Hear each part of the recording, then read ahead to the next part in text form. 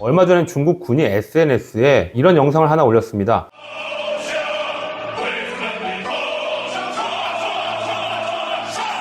지난달부터 중국과 일본 양국 관계가 악화되고 있는데요. 다카이치 사나이 일본 총리가 대만 유사시 개입을 시사하는 발언을 한 뒤로 중국이 발끈하면서 급격하게 얼어붙었습니다. 戦艦を使ってですね、そして武力の行使も伴うものであれば、これはどう考えても存立危機事態になりうる、ケースであると。私は考えます。 일본 주재 중국 총영사는 SNS에 한순간의 망설임 없이 그 더러운 목을 베어버릴 수밖에 없다면서 참수를 암시하는 글을 올렸습니다. 다카이치 사네 일본 총리는 처음 발언을 내놨을 때보다 한 발 물러선 입장을 보여주곤 있지만 발언을 절대 철회하지 않고 있습니다. 오히려 할 말을 했다는 입장이죠. 벌써 2달이 다 되어가지만 나아질 기미가 전혀 보이지 않고 있습니다. 오히려 상황이 점점 악화되고 있는데요. 중국은 실제 무력을 행사하는 걸 제외하곤 모든 걸 다 동원해서 일본을 압박하는 것처럼 보여지고 있습니다. 안녕하세요. 채널A 베이징 특파원 이윤상 기자입니다. 이번 특파원 토크 특톡에선 중일 관계가 어떤 양상으로 흘러가고 있는지에 대해서 자세히 얘기를 나눠보겠습니다. 중국이 일본을 어떻게 압박을 하고 있는지 하나하나 소개를 해보려고 하는데요. 먼저 중국 관영 CCTV가 이달 초에 AI를 이용한 애니메이션을 하나 공개를 했습니다. 의사도 고칠 수 없는 머리의 혹이라는 제목이었습니다. 간단히 내용을 소개해보면 들판에 나타난 펠리컨이 갑자기 소리를 지릅니다.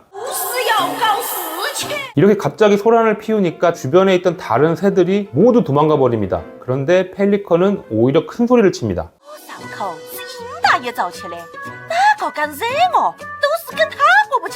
펠리컨이 자꾸 이상한 얘기를 하니까 판다가 한마디 툭 던지게 되는데요. 이 애니메이션에 등장하는 펠리컨은 다카이치 일본 총리를 묘사한 것이고요. 독수리는 미국을 의미합니다. 판다는 중국을 상징하는 겁니다. 한마디로 이 애니메이션의 제작 동기 그리고 제작의 목적은 다카이치 총리를 조롱하기 위한 것이었습니다. 중국 네티즌들은 열렬히 호응을 했고요. 관영 매체가 센스 있다, 통찰력 있다, 재미있다 이런 반응들을 내놨습니다.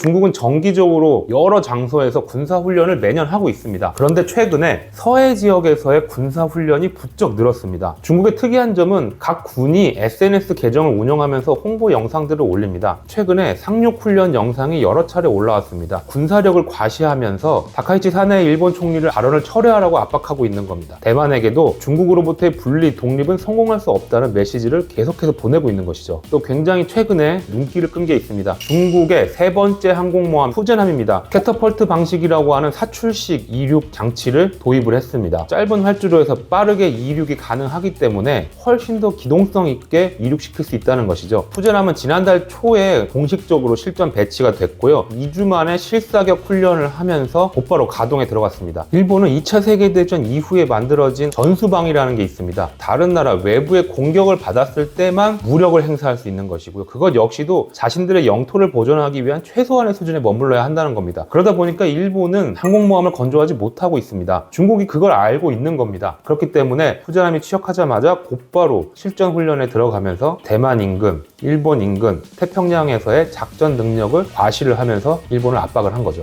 지난 17일에 중국의 두 번째 항공모함이자 독자적으로 개발한 첫 번째 항공모함인 산둥함이 공식적으로 취역한 지 6주년이 되는 날이었습니다. 앞서서 1895년 청일전쟁에 패배해서 시모노세키 조약을 체결한 지 130년 만에 3항모 시대를 열게 됐다. 군사력이 압도적으로 우위에 있다는 걸 과시하면서 일본에게 계속해서 경고 메시지를 보내고 있는 겁니다. 중국의 한 민영업체가 극초음속 미사일을 개발했고 비행에 성공했다고 영상을 공개했습니다. 마하 7의 속도로 사거리가 최대 1300km에 달한다고 하는데요. 그렇다면 일본까지도 타격할 수 있는 성능을 보유한 미사일인 겁니다. 그 업체에서 올린 홍보 영상을 보면 일본 열도를 타깃으로 하고서 미사일이 날아가는 모습이 정말 대놓고 들어가 있습니다. 민간 군수업체까지 나서서 일본을 군사적으로 압박하는 데 가세하고 있는 거죠. 지난 9일에는 러시아가 힘을 보태기도 했습니다. 중국과 러시아 군용기가 일본 오키나와현 섬들 사이를 지나면서 시코쿠 남쪽까지 비행해 논란이 된 건데요. 당시 이동 경로를 연장하면 일본의 수도인 도쿄까지 겨냥한 것 아니냐는 분석이 나오고 있는 것이죠. 합동 비행 훈련이 있기 며칠 전에 오키나와 인근 해역에서 랴오닝함이 이끄는 전단이 훈련을 하고 있었습니다. 근데 이 과정에서 일본과 마찰이 빚어졌습니다. 랴오닝함에서는 함재기 젠15가 이륙을 했고요. 일본 역시 이를 발견하고 일본 항공자위대에 F-15 전투기를 출격시켰습니다. 문제가 된 거는 젠15가 F-15를 향해서 레이더를 비춘 겁니다. 레이더를 조준하는 행위는 공격을 하기 위한 전 단계의 준비 조치들입니다. 결국 일본은 이에 대해서 중국의 의도적인 군사적 도발이라고 하면서 강력하게 반발을 했고요. 근데 중국은 이에 대해서 이미 훈련 사실을 고지했고 교신 내용을 보면 우리가 훈련할 거다라는 것을 끊임없이 말하고 있는데 일본 항공자위대의 전투기 F-15가 훈련을 방해했다는 겁니다. 중국과 일본의 공방이 계속되고 있는 가운데 중간에 껴있던 대만도 이제 일본을 거들고 나섰습니다. 지난달 20일 라이칭더 대만 총통이 일본산 해산물로 식사를 했다면서 사진을 올렸습니다. 라이칭더 총통은 동북아의 긴장 상황에 대비하기 위해서 국방비를 증액해서 미국으로부터 첨단 무기를 대거 사들이겠다고 밝혔고요. 中华民国和中华人民共和国互不隶属，台湾主权不容侵犯并吞。中华民国台湾的前途由2300万台湾人民决定，这就是我们要捍卫的现状。 대만의 일부 시민들은 중국이 일본 여행을 가지 않으면 우리가 일본을 가자, 일본을 돕겠다고 나서고 있는 상황입니다.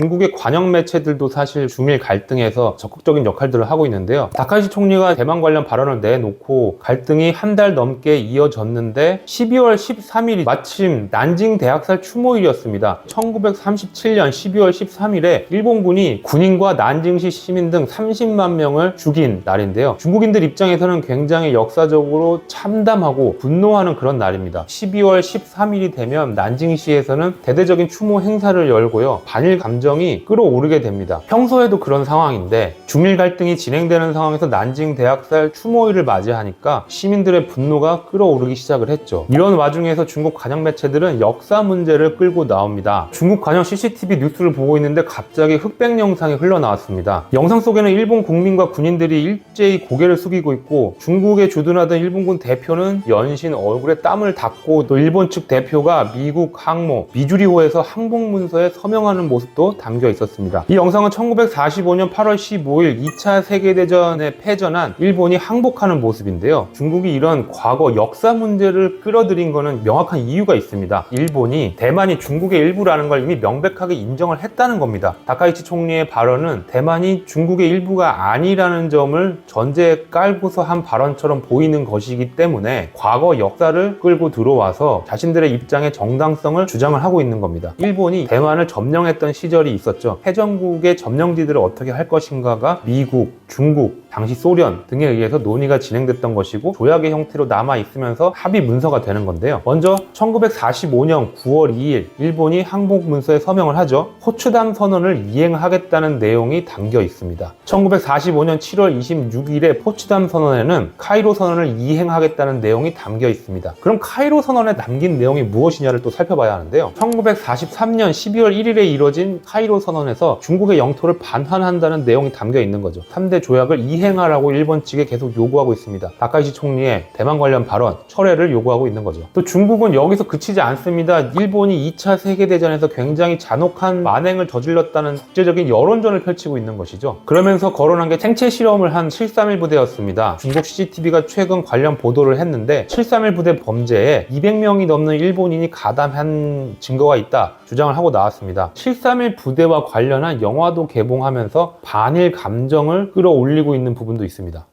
지금 일본 입장에서 뼈아픈 부분 중에 하나가 한일령입니다. 갈등의 골이 깊어질수록 중국이 하나씩 제한 조치를 이어갔습니다. 대표적으로 여행 제한이죠. 중국 정부가 일본 여행 제한을 언급하니까 항공사들은 일본으로 가는 항공편을 대대적으로 취소를 했습니다. 일본 가수들의 예정된 중국 공연들도 줄줄이 취소가 됐습니다. 무대에서 공연을 하고 있던 일본 가수의 공연 중에 불이 꺼지더니 공연이 중단되는 사태도 있었습니다. 일본산 수산물 수입 재개 조치 보름 만에 다시 금지 금지로 돌아섰습니다. 2001년 광우병 사태로 중단됐던 일본산 소고기 재수입 논의 자체가 중단돼 버렸고요. 앞서 말씀드린 여행, 공연, 이 문화적인 부분, 여기에다가 경제적인 부분에까지도 영향이 미치고 있는 겁니다. 다만 중국이 가장 마지막 카드라고 할 수 있는 히토류 수출 제한 카드는 아직 꺼내들지 않고 있습니다. 지금 현재까지 상황을 보면 다카이치 총리는 중국과의 갈등, 싸움을 당장 마무리하려는 생각은 없어 보입니다. 결국 정상끼리 만나야 해결이 될 수 있을 것이다 라는 관측도 나오고 있는데요. 지금 현재 분위기를 놓고 보면 중일 간에 언제 다시 만남이 이루어질지 장담하기 어려운 상황입니다. 중국에서는 대만 관련 발언을 철회해라, 그게 우선이다 라는 주장을 계속 하고 있고요. 다카이치 총리는 철회에 대해서는 언급하지 않고 있죠. 결국 이 논란의 끝이 무엇이 될지 전 세계가 촉각을 곤두세우고 있는 상황입니다. 이제 2025년도 가고 2026년 새해가 밝아오고 있는데요. 여러분 모두 새해 복 많이 받으시고 건강하시길 기원합니다. 新年快乐！再见。